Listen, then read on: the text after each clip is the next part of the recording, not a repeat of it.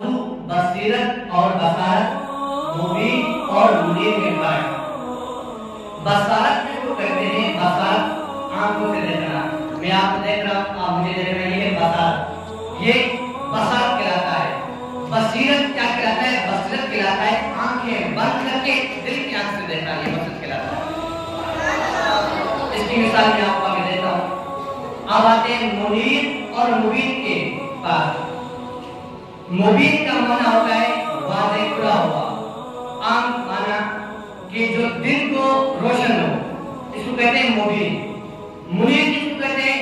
मुनीर उसको कहते हैं जो दिन और रात को रोशन हो। जिस तरह कि कोई हमसे सुई गिर जाती है सुबह के वक्त, हम कहते हैं कि सुबह होती हम देख लेंगे, ये क्या है? ये मुबीन है। अगर सुई रात को गिर गई है, नींद मिल जाए, हम कहेंगे सुबह देख लेंगे, सुबह देख लेंगे। वो क्या है? वो सिर्फ मुबीन है।